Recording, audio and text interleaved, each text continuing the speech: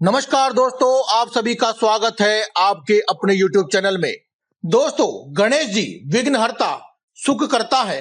माना जाता है गणेश जी जितनी जल्दी नाराज होते हैं उतनी ही जल्दी अपने भक्तों से प्रसन्न भी हो जाते हैं। खुश होने पर गणेश जी हर प्रकार की विघ्न बाधाओं को हर के अपने भक्तों को सुख समृद्धि देते हैं।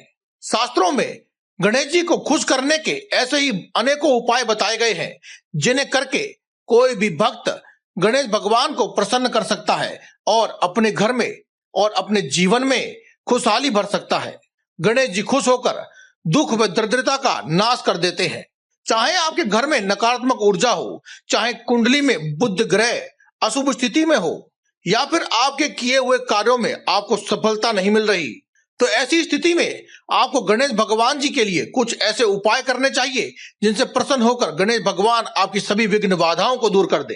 हिंदू संस्कृति में गणेश भगवान को सर्वश्रेष्ठ स्थान दिया गया है। प्रथम पूज्य कहे जाने वाले गणेश जी बेहद ही सरल उसे उपायों से प्रसन्न हो जाते हैं।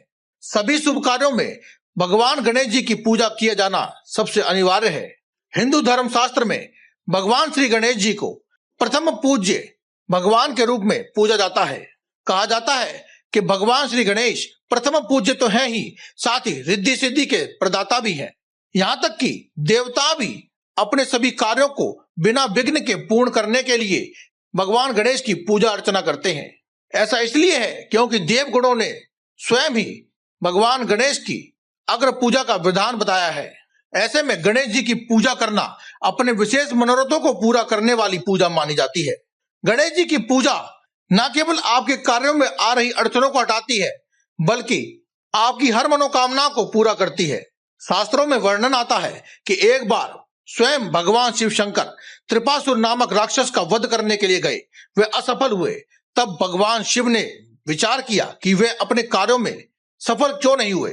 तब उन्हें ज्ञात हुआ कि वे भगवान गणेश की पूजा किए बगैर ही ये कार्य करने चले गए थे। तब भगवान गणेश जी की पूजा करके लड्डू का भोग लगाने के पश्चात जब भगवान शिव शंकर ने पुनः त्रिपासुर नामक राक्षस की से लड़ाई करी, तब उनके मनोरथ में पूर्ति हुई और भगवान ने यानी कि शिव शंकर भगवान ने उस राक्षस का वध करके समस्त संसार को उसके पापों से मुक्ति दिलाई थी।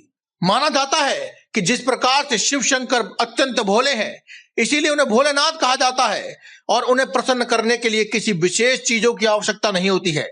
उसी प्रकार माता पार्वती और गौरी पुत्र गणेश जी को प्रसन्न करने के लिए भी कोई खास उपाय करने की जरूरत नहीं है, कोई खास सामग्री की आवश्यकता नहीं है, बल्कि वे छोटी सी पाठ पूजा आदि से प्रसन्न हो जाते हैं।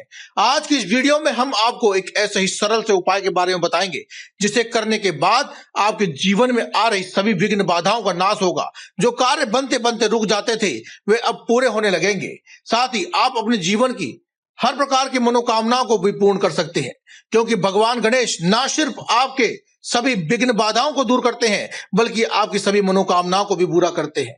तो दोस्तों, इस वीडियो को पूरा अंत तक देखें और कमेंट बॉक्स में जय बजरंगबली लिखें। और इस वीडियो को केवल वही लोग लाइक करें जिन्हें अपनी मां से प्यार है, जो माता गौरी को, मां लक्ष्मी को प्रेम करते हैं। केवल वही लोग इसे लाइक करें और शेयर करें, अन्यथा आप इस वीडियो का पूरा आनंद उठाएं।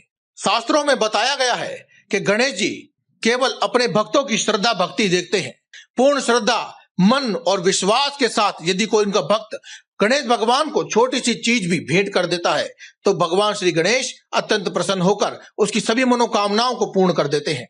शास्त्रों में भी भगवान गणेश को झटपट प्रसन्न करने के लिए और अपनी सभी मनोकामनाओं को पूर्ति करवाने के लिए ऐसे सरल से उपाय बताए हैं। आज की इस वीडियो में हम आपको ऐसे ही उपाय के बारे में बताएंगे जिसे करके आप झटपट भगवान श्री गणेश को प्रसन्न कर सकते हैं। तो इस वीडियो को पूरा अंत तक देखें, वीडियो को लाइक करें और कमेंट बॉक्स में जय श्री गणेश, जय बजरंगबली, हर हर महादेव, जय मां लक्ष्मी, जय माता दी एक बार अवश्य लिख दें। दोस्तों, यदि आप 1 रुपया भी खर्च किए बिना भगवान गणेश जी को प्रसन्न करना चाहते हैं तो सबसे सरल और सस्ता उपाय है दुर्वा अर्पित करना। जी हाँ दोस्तों, भगवान गणेश को दुर्वा अत्यंत प्रसन्न है। अत्यंत प्रिय होने के साथ ही वे उन्हें इसीलिए पसंद होती है क्योंकि माना जाता है कि दुर्वा में अमृत के कुछ कण होते हैं और दुर्वा एक प्रकार की घास होती है जो कि आपको कहीं भी आसानी से मिल जाएगी। शास्त्रों में बताए गए नियमों के अनुसार आपको दुर्वा को कभी भी भगवान श्री गणेश के चरणों में नहीं चढ़ाना चाहिए, बल्कि भगवान गणेश के कान या सिर पर चढ़ाना चाहिए, क्योंकि भगवान श्री गणेश दुर्वा खाते हैं। इसीलिए दुर्वा को चरणों में चढ़ाने से दोष लगता है। यदि आप अपनी मनोकामनाओं को शीघ्र पूर्ण कराना चाहते हैं तो हमेशा दुर्वा को 5, 11 या 21 की संख्या में चढ़ाएं। माना जाता है कि जो भी व्यक्ति पूर्ण श्रद्धा भाव से भगवान गणेश को दुर्वा अर्पित करता है वे कुबेर के समान हो जाता है। कुबेर देवता धन के अधिपति है। इसका अर्थ है कि जो व्यक्ति भी भगवान गणेश को दुर्वा चढ़ाता है वह अपार धन का मालिक बन जाता है। इसके अलावा अगर आप गणपति को प्रसन्न करना चाहते हैं तो आप मोदक का भोग भी लगा सकते हैं। जो व्यक्ति गणेश जी को मोदक का भोग लगाता है गणपति जी स्वयं उनका मंगल करते हैं। वहीं मोदक का भोग लगाने वाले की हर एक मनोकामना बहुत ही शीघ्र पूर्ण हो जाती है, शास्त्रों में बताया गया है। और जो कोई व्यक्ति भगवान गणेश को घी अर्पित करता है उसकी बुद्धि का विकास होता है। इसके अलावा गणेश भगवान से अपनी सर्वश्रेष्ठ मनोकामना को शीघ्र पूर्ण करवाने के लिए आप गुड़, घी व रोटी का चूरमा बनाकर गौ माता को पेड़ा बनाकर खिलाइए।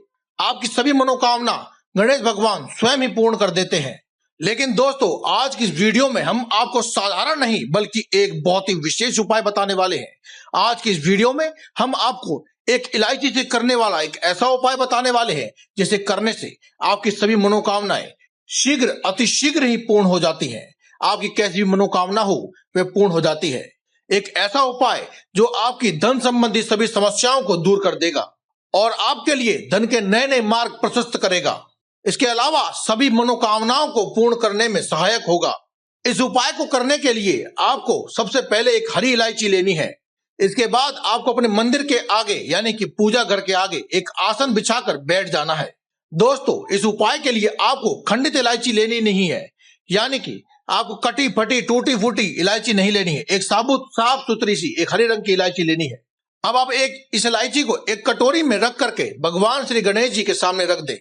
कटोरी पीतल, तांबे या कांसे की हो तो अत्यंत शुभ है, अन्यथा आप स्टील, चांदी आदि के बर्तनों का भी इस्तेमाल कर सकते हैं। अगर आपके पास चांदी का सिक्का है तो उसके ऊपर रखकर भी आप भगवान गणेश जी को यह इलायची अर्पित कर सकते हैं। यह अत्यंत शुभ और फलकारी होगा। इसके बाद आप गणेश जी के सामने एक देसी घी का दीपक जलाएं और उस दीपक में ही उस घी में आप थोड़ा सा सिंदूर मिला दें और बचे हुए सिंदूर से भगवान श्री गणेश जी को तिलक करें और छोटा सा एक तिलक या फिर थोड़ा सा सिंदूर इलायची पर छिड़क दे। इसके बाद सुगंधित इत्र या फिर धूप बत्ती का इस्तेमाल भी भगवान श्री गणेश के सामने करें। साथ ही भगवान श्री गणेश को भोग भी अवश्य लगाएं और भोग में यदि संभव हो तो लड्डू का या फिर मोदक का भोग लगाएं, जो कि भगवान श्री गणेश को अत्यंत प्रिय है। अगर आपके पास लड्डू या फिर मोदक भी नहीं है तो आप गुड़ या चीनी का भोग लगाएं। उसके बाद आप साफ सुथरे टूटे फूटे ना हो ऐसे आपको 11 या 21 चावल लेने हैं और भगवान श्री गणेश जी के चरणों में ओम गंग गणपते नमः इस मंत्र का जाप करते हुए चढ़ा देने हैं। उसके बाद 5 चावल आप गणेश जी के सामने रखी हुई इस इलायची के ऊपर भी चढ़ाएं और साथ में ओम गंग गणपते नमः इस मंत्र का जाप करते रहे। इतना सब पूजन करने के बाद आपको उस इलायची को अपने हाथों में उठा लेना है और हाथ में रख करके हाथ जोड़ ले और आंखें बंद करके ओम गंग गणपते नमः इस मंत्र का 108 बार यानी कि एक माला जाप करें। आपको एक बात का विशेष ध्यान रखना है कि इस मंत्र का जाप करते हुए आपको कोई भी व्यक्ति परेशान ना करे, डिस्टर्ब ना करे, आपका ध्यान ना टूटे। उसके बाद आप इसी प्रकार से हाथ जोड़े हुए मंत्र का जाप पूर्ण हो जाने के बाद अपने पूरे घर में चक्कर लगाएं। एक बार पूरे घर में घूम लें और घूमते वक्त भी आप इस मंत्र का जाप धीरे धीरे करते रहें। पूरे घर में चक्कर लगा लेने के बाद आपको फिर से अपने घर में पूजा मंदिर जहां पर है वहीं पर बैठ जाना है और एक लाल रंग के छोटे से कपड़े या फिर कागज में आप इस इलायची को डाल करके उसकी एक पोटली बना लें और उसको एक लाल रंग के धागे से ही बांध लें। इसके बाद आप इस पोटली को अपने घर में ऐसी जगह छुपा दीजिए जहां पर यह किसी को नजर ना आए, यहां तक कि घर का भी कोई सदस्य इस पोटली को देख ना सके। आपको अब बताते हैं यह उपाय आपको कब करना है और किस समय करना है।